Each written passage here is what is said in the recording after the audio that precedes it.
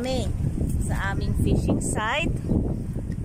Kadarating lang po namin at kami ay mamimiwas. Ayan po si ka-partner Maron. Ang bigat pala ng aking hawak. So kita-kita po tayo doon sa dulo ng jetty. So nandito na po ako sa kalagitnaan. Galing po kami doon sa paradahan doon. Nilakad po namin hanggang dito. So mahangin po at malakas po yung alon, pero pa-high tide pa rin po, kaya mas maganda po pag talagang bigla po ang kanyang high tide. So naandun na po si ka-partner Maron, susundan ko na po siya hanggang doon sa may dulo. So nandito na po ako, nakaupo na dahil nakakapagod po ang pumunta dito sa dulo na naglalakad at hawak-hawak ang mga gamit.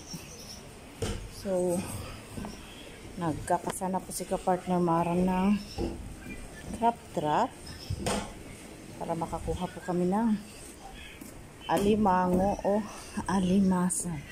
So may nadatnan rin po kami dito, mga ibang lahi at mga taga yung malapit po dyan sa ating lugar.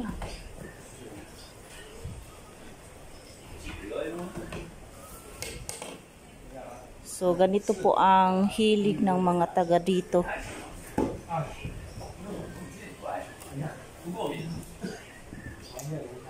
Yan po.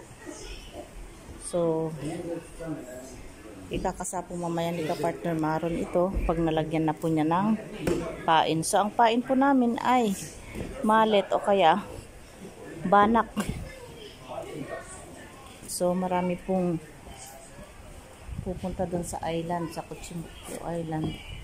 Pero hanggang dito lang po kami sa waiting area. Ha?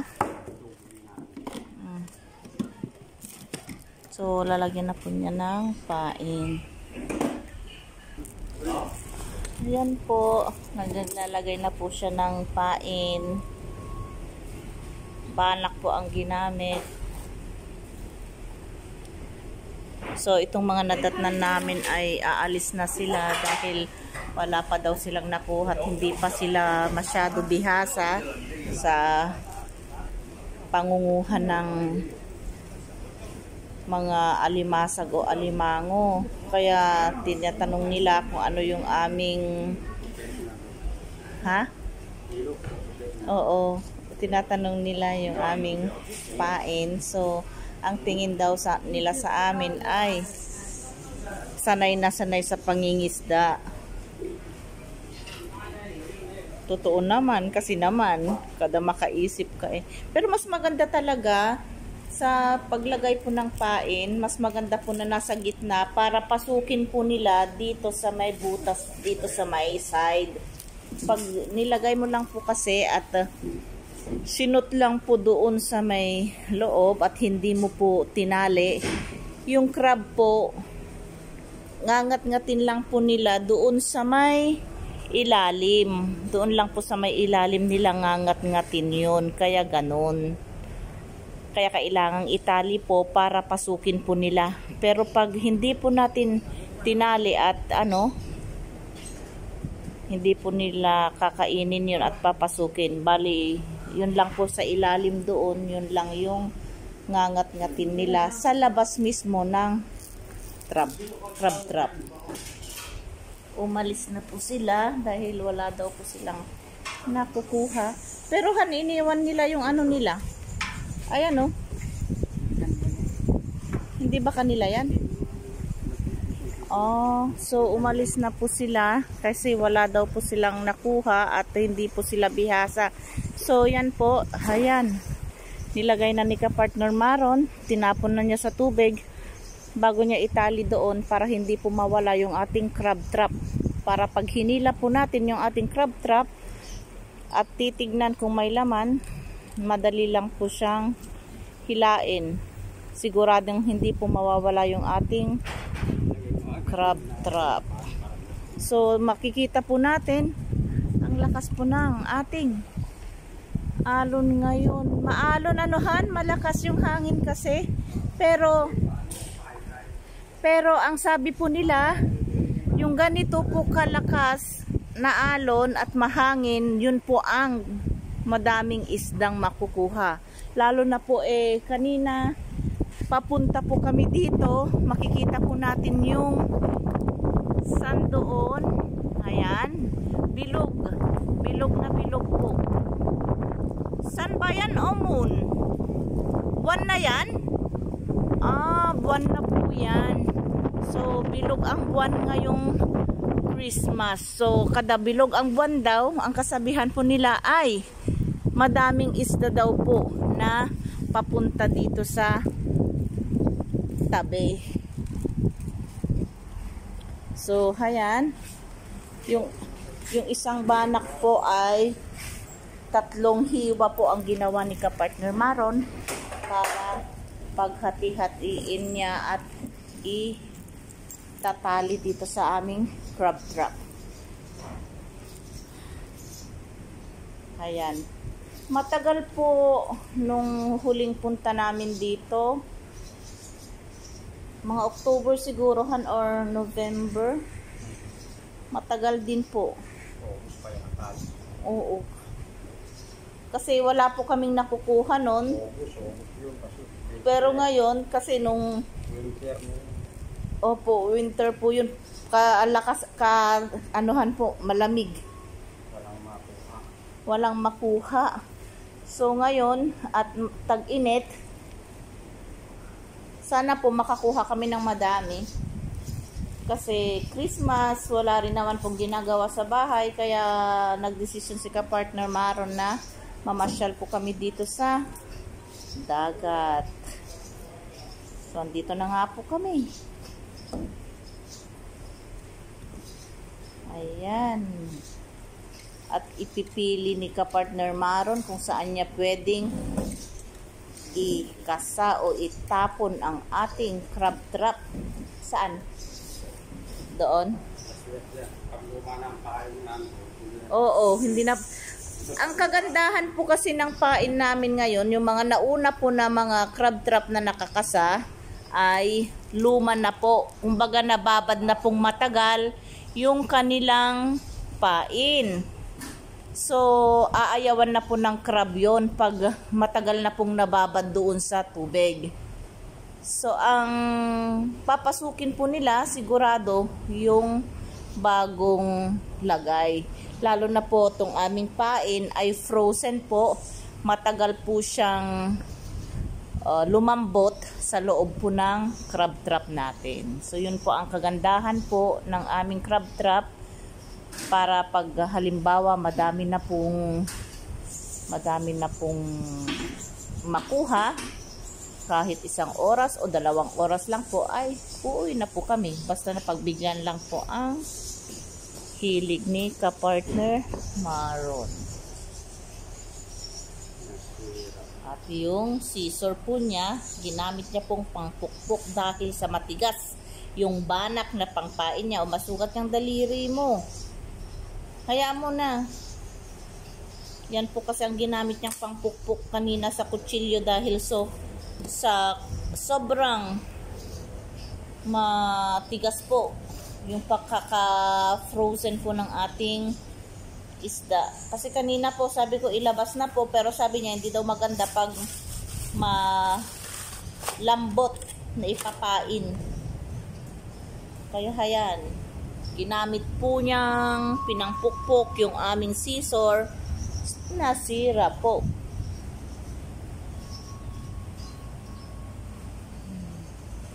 Paalis po yung yan po, may umalis na pong ferry.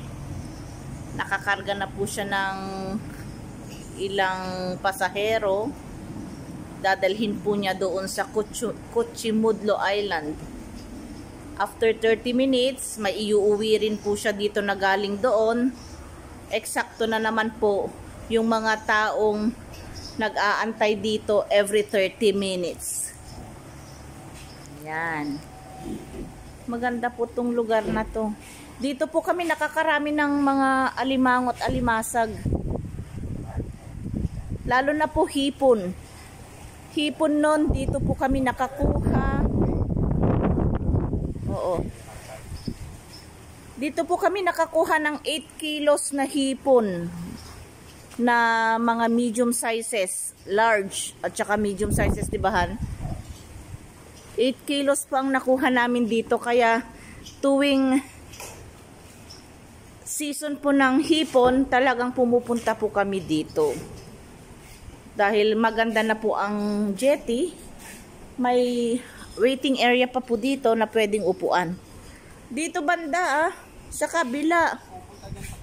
Ay, kaya doon daw kasi yung hangin daw po para hindi po pupunta sa may ilalim. So naandun na po yung isa. Andito po yung una.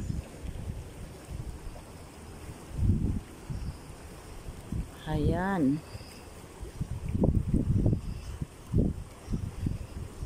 Ayan lang po ang hilig ni ka-partner Maron.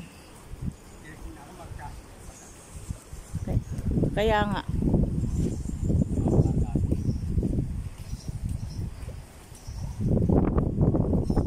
Hindi pa po kami nagbaba ng mga fishing rods namin kasi mahangin po at maalon.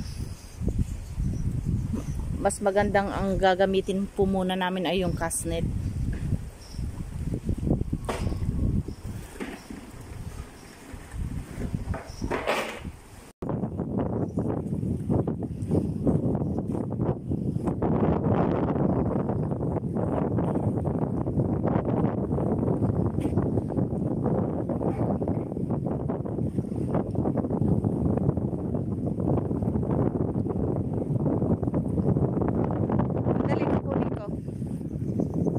Po yung tabo.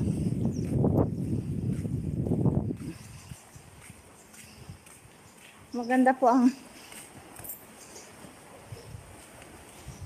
may na isa na po silang nakuha.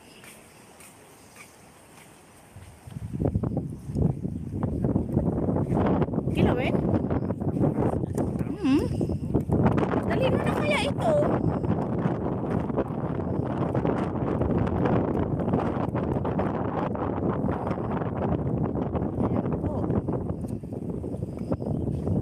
Wala po kaming magawa sa bahay, kaya dito na lang po kami maglipas ng oras kahit malakas po yung hangin at maalon po. Ayan.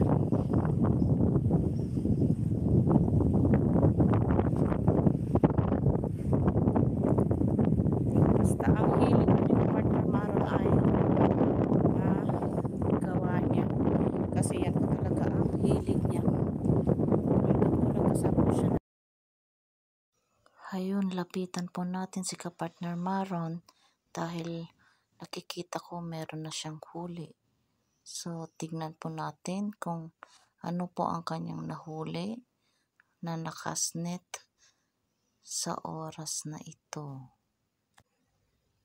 So, ito pala ay isang malaking hipon.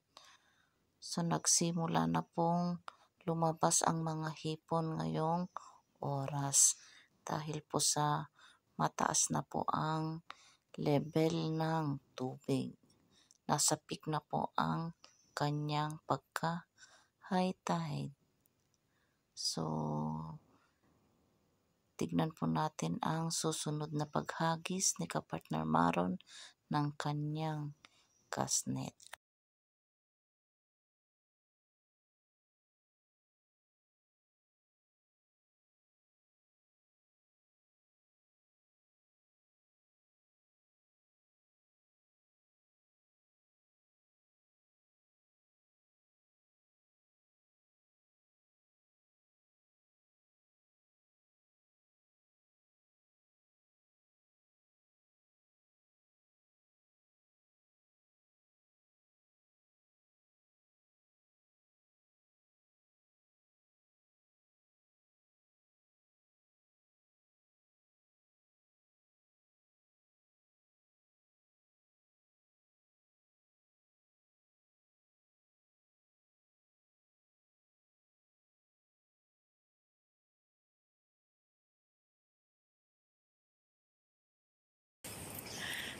Ngayon naman po, lapitan po natin sa kapartner Maron para makita natin yung kanyang crop traps na inahon kung may laman o wala.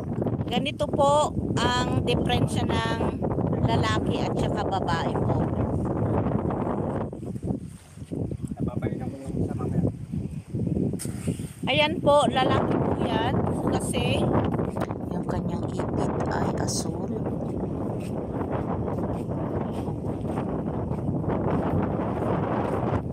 Ganyan po ang itsura ng ano natin, lalaki na sand crab. Yung makikita mo po yung design ng kanyang shell. Sukatin lang natin. So, sukatin po natin. Aray ko kung pasok po sa sukat. 14. Ay, pasok. 14. 11.5 ang pasok. So, Ang 14. minimum 11.5. So, 14. Pasok na pasok po. Ito lang dito sa paldo. Dito, oh. Masisira yung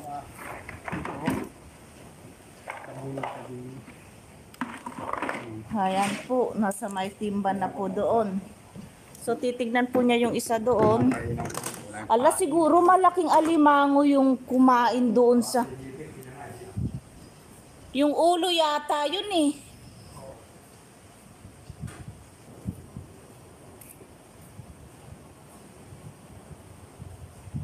Kakasnet na naman po si kapartner Maron. Kasi tumatas na yung tubig.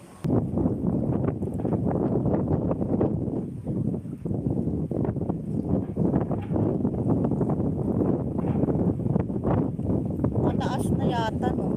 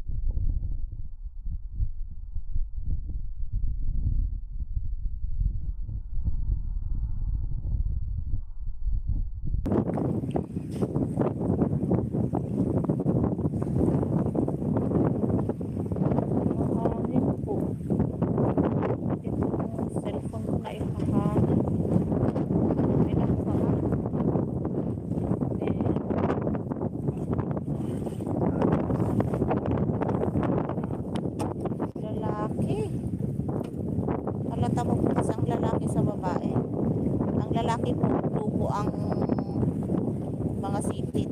Ang babae, red. Ayan. Pakita mo nga. 10,000 na. Susukat natin.